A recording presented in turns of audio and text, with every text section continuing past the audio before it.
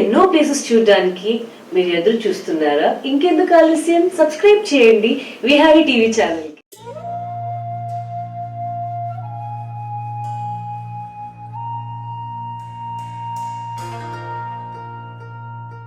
విహారీకి స్వాగతం. ప్రకృతి అందాల వేదిక సిక్కింలో విహారం చేస్తున్న విహారీ గత వారం నార్త్ సిక్కింలోని యుమ్థాంగ్లో పర్యటించి గ్యాంగ్టాక్కి తిరుగు ప్రయాణం పట్టింది. సో ఈ వారం మన విహారం సిక్కిం రాజధాని గ్యాంగ్టాక్లో.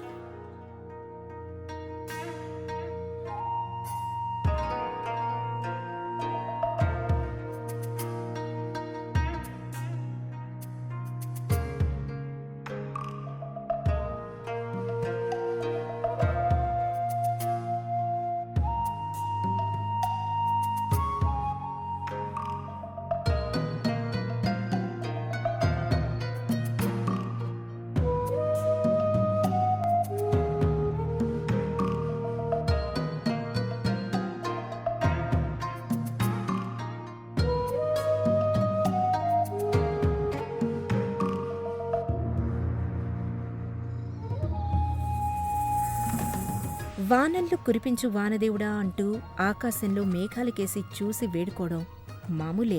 అయితే వాటికంటే ఎత్తు ఎక్కి వాటి గమనాన్ని గమనించగలగడం ఇక్కడి ప్రత్యేకత. దూది పింజల్లా గాల్లో తేలిపోయే ఈ మేఘమాలల్ని చూస్తే మనసు తేలికైపోవడం ఖాయం.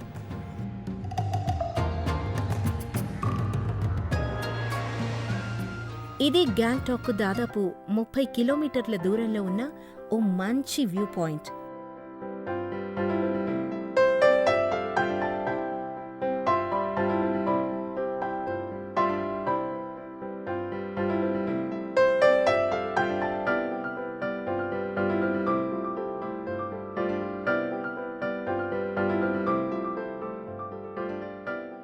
అప్పుడే బాగా పొద్దుపోయినట్టుంది. టైం ఎంతై ఉంటుందో, 1 గంట. రాత్రి 1 గంట కాదండి, మధ్యాహ్నం 1 గంట. హిమాలయ పర్వత శ్రేణుల్లో ప్రకృతి చేసే మాయాజాలం ఇలానే ఉంటుంది మరి.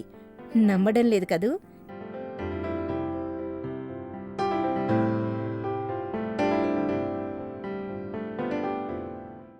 ఈ వ్యూ పాయింట్కి వెళ్ళాలంటే మార్నింగే బయలుదేరాలి. ఎందుకంటే ఆఫ్టర్నూన్ 2 o'clock తర్వాత మిస్ట్ మొత్తం కవర్ చేసేస్తుంది. So you cannot go, travel చేయలేం. ఎందుకంటే మిస్ట్ మొత్తం కవర్ చేసేస్తుంది రోడ్స్ని.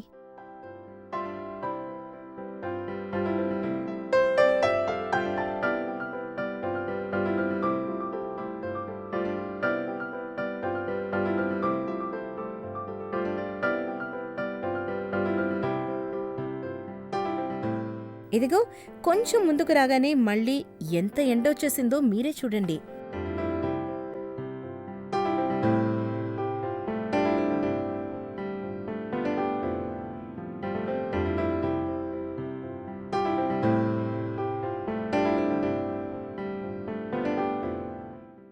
మనసు కడిగిన ముత్యాలను ఎప్పుడైనా చూసారా మీరు? ఇదిగో ఇక్కడ నిష్కల్మషంగా చిరునవ్వులు చిందించి ఈ బడిపిల్లల్ని చూస్తే నాకైతే అదే అనుభూతి కలుగుతోంది. స్నేహపూరిత స్వభావం, కాస్తంత బిడియం కలబోసినట్టుంటారు వీరు. అందుకే హాయ్ హాయ్ అంటూనే బాయ్ బాయ్ కూడా చెప్పేస్తున్నారండోయ్.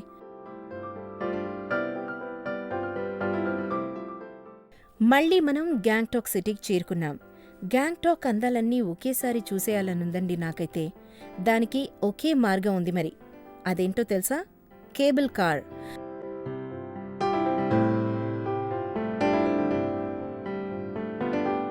అలా రోప్వే పైన వెళ్తూ ఓసారి విహంగ వీక్షణం చేసేద్దాం. ఏమంటారు?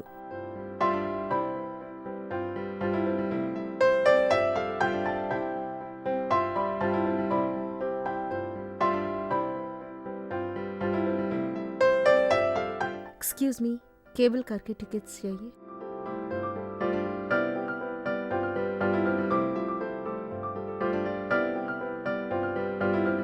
లిఫ్ట్లో 4th ఫ్లోర్కి వెళ్ళి కేబుల్ కార్ ఎక్కాలి.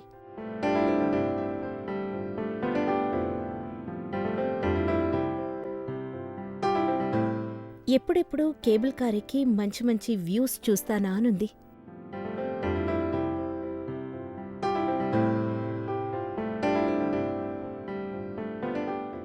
కేబుల్ కార్ వస్తోంది. హమ్మయ్యా! నేనెప్పుడెప్పుడా అని ఎదురు చూస్తున్న కేబుల్ కార్ వచ్చేసిందండి. ఈ కేబుల్ కార్‌లో వెళ్తుంటే గ్యాంగ్టాక్ నగరం, దాని అందాలు వీక్షించవచ్చు. కోయి హై అందర్ కేబుల్ కార్ మే?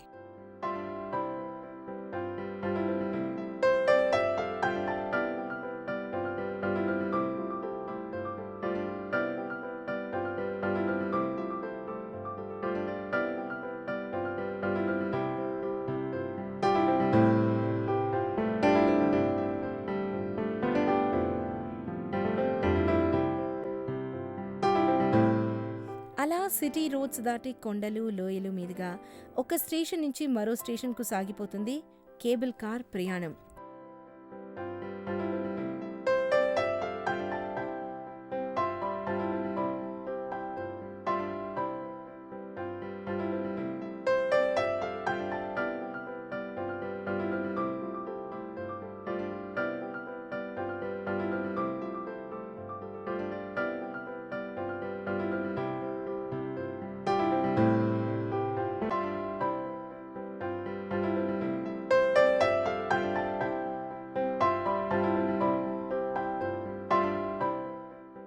మనం రోడ్ మీద వస్తున్నప్పుడు గ్యాంగ్టాక్ సరిగ్గా కనిపించదు.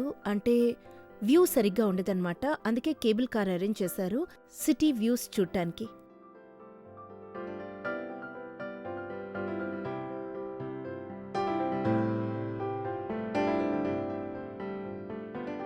ఇదిగో ఇక్కడే దిగాలనుకుంటా మిగతా వారితో పాటు.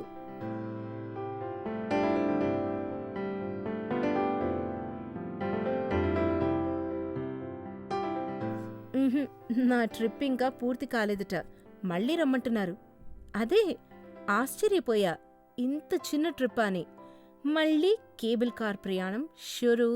ట్రాఫిక్ లేకుండా హాయిగా గాల్లో అలా రయ్యమని వెళ్ళిపోతుంటే ఎంత హాయిగా ఉందో తెలుసా?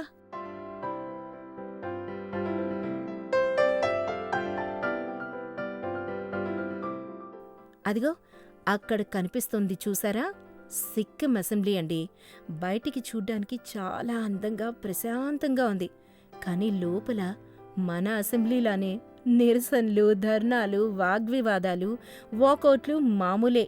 రాజకీయాలన్నాక ఎక్కడైనా ఇవన్నీ తప్పవు కదా.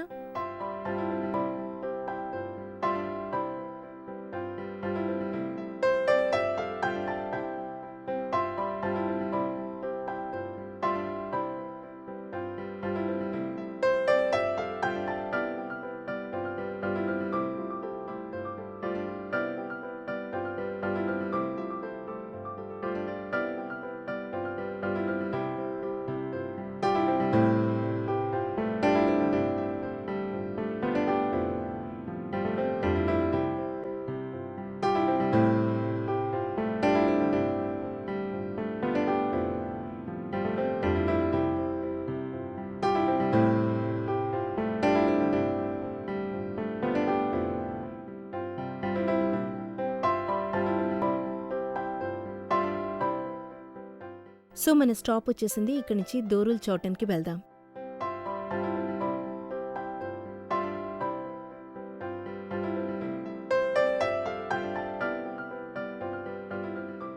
రైడ్ అయితే సింప్లీ సూపర్. మీరు సిక్కిం వచ్చినప్పుడు తప్పకుండా ఈ కేబుల్ కార్ ఎక్కండి. మధ్యలో తీసుకెళ్లి ఫ్యూ సెకండ్స్ ఆపేస్తారు. అప్పుడు మీరు అలా చుట్టూ చూశారంటే మొత్తం సిటీ వ్యూ కనిపిస్తుంది. ఈ ప్రదేశం చేరటానికి మార్గాలు: వాయు మార్గం, కోల్కతా నుంచి బాగ్డోగ్రాకి విమానంలో ప్రయాణించి అక్కడి నుంచి రోడ్డు మార్గం ద్వారా 4 గంటల పాటు ప్రయాణించి సిక్కిం చేరుకోవచ్చు. రైలు మార్గం, కోల్కతా నుంచి న్యూ జల్పాయిగుడి చేరుకోవటానికి డార్జిలింగ్ మెయిల్ అనే రైలు ద్వారా ప్రయాణించి ఇక్కడి నుంచి 4 గంటల పాటు రోడ్డు మార్గంలో ప్రయాణించి గ్యాంగ్టాక్ చేరుకోవచ్చు. రోడ్డు మార్గం, డార్జిలింగ్ మరియు కాలింపోంగ్ అందాలను వీక్షిస్తూ న్యూ జల్పాయిగుడి లేదా బాగ్డోగ్రా నుండి 4 గంటల పాటు నేషనల్ హైవే నంబర్ 31A పై ప్రయాణించి సిక్కిం చేరుకోవచ్చు. ఏ ప్రాంత సంస్కృతైనా చరిత్రైనా తెలుసుకోవాలనుకుంటే అక్కడి మ్యూజియంలు ఎంతగానో ఉపయోగపడతాయి.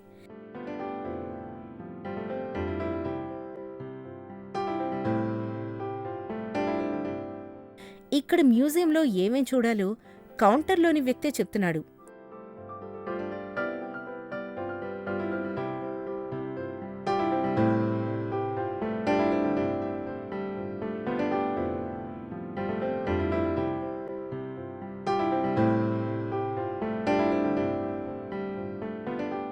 ఈ టికెట్ ఇచ్చిన అతను చెప్పాడు, లోపల ఈ మ్యూజియంలో మనం చూడటానికి ఏమేమి ఉన్నాయో, కింద వచ్చి మ్యూజియం ఉంది, పైన లైబ్రరీ ఉంది, ఆ పైన ఇల్లుంది అని చెప్పాడు.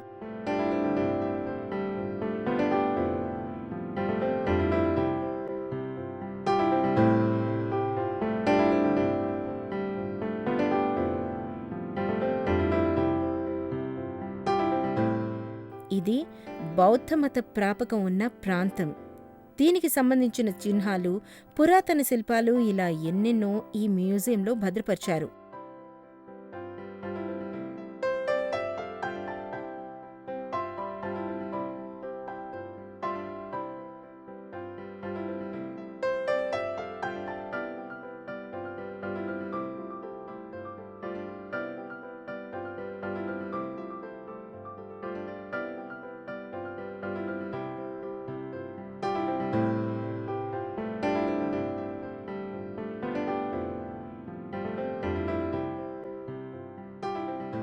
నాకు చాలా ఆకలిగా ఉంది. అక్కడ ఒక కెఫే ఉంది. ఈ లోపల మీరు ఒక చిన్న బ్రేక్ తీసుకోండి.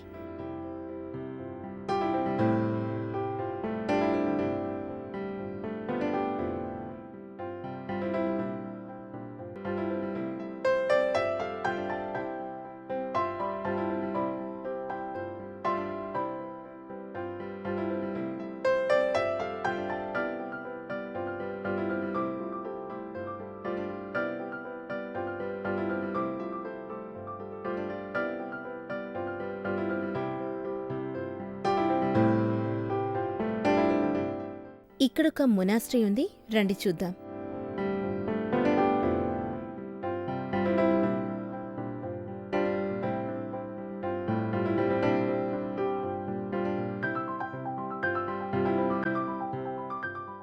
సిక్కింలోనే రూమ్టెక్ తర్వాత అతి పెద్దదైన ప్రాముఖ్యమైన బౌద్ధ స్తూపం డోడ్రల్. బౌద్ధ మతస్థులు అతి పవిత్రంగా భావించే గ్రంథాలు, మంత్రాలు లిఖించిన పుస్తకాలు, వస్త్రాలు అనేకం దీనిలో నిక్షిప్తం చేశారు.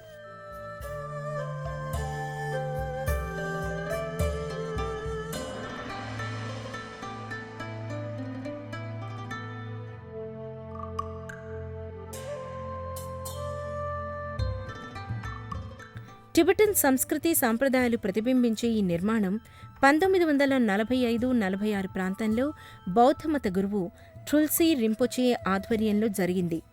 బౌద్ధ మతంలోని కట్టుబాట్లు, నియమాలు ఇక్కడ ఖచ్చితంగా అమలు చేస్తారండి.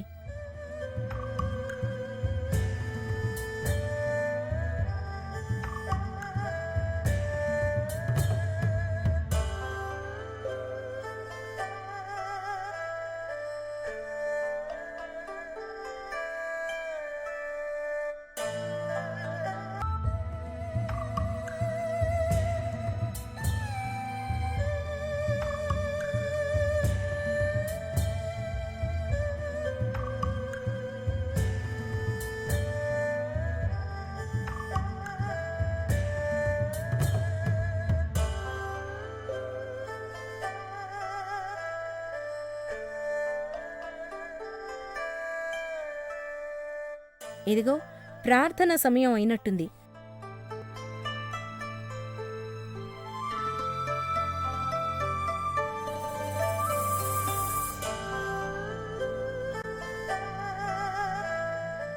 గంట కొట్టిందే తడువుగా బడిపిల్లల్లా బౌద్ధ సన్యాసులంతా ప్రార్థనా మందిరానికి చేరుకున్నారు.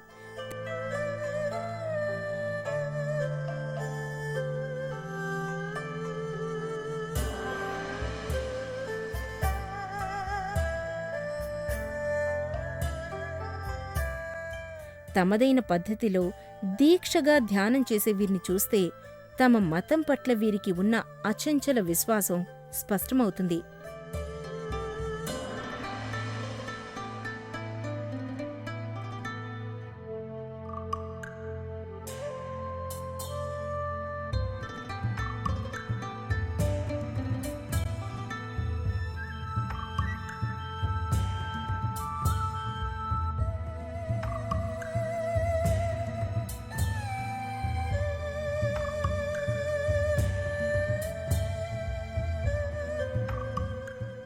బుద్ధిస్ట్ల ప్రేయర్ రూమ్ చూస్తున్నారు కదా, వాళ్ళిప్పుడు ప్రే చేస్తున్నారు.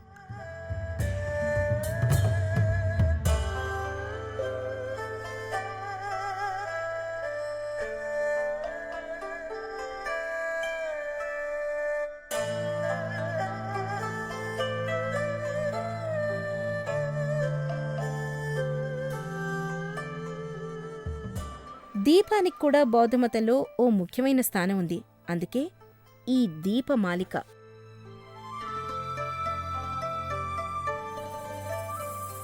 దిశ తెలియని జీవన గమ్యంతో అనుక్షణం సతమతమవుతూ కోరికల వెంట పరుగులీడే మానవాళికి కోరికలే అన్ని అనర్థాలకు మూలమని తెలియచెప్పిన మహాత్ముడు బుద్ధుడు.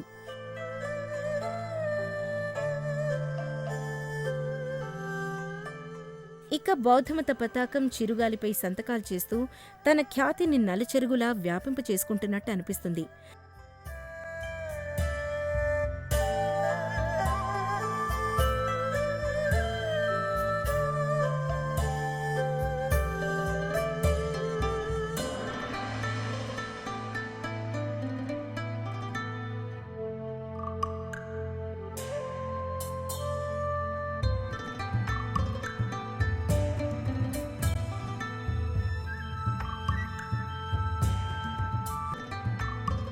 ఫ్లవర్ ఎగ్జిబిషన్ సెంటర్ దగ్గర ఉన్నాము. లోపలికెళ్ళి చూద్దాం రండి. ఎక్కడికెళ్ళినా టికెట్ టికెట్ టికెట్. టూరిజంలో కాస్తంత విసుగు తెప్పించేది ఇదేనండి. కానీ కలెక్షన్స్ లేకపోతే నిర్వహణ ఎలా సాధ్యం చెప్పండి?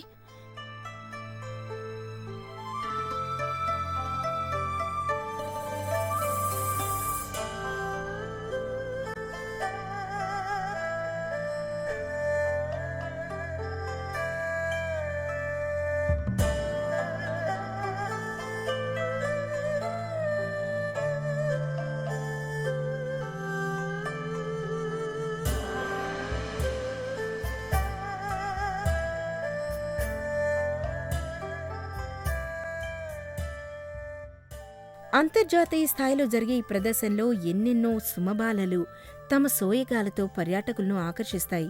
మరి వాటి అందాలు చూడాలంటే వచ్చే వారం వరకు వేచి ఉండక తప్పదు. మళ్ళీ వచ్చే వారం విహారీలో కలుద్దాం. అంతవరకు సెలవు. మరి have a nice week. Bye bye.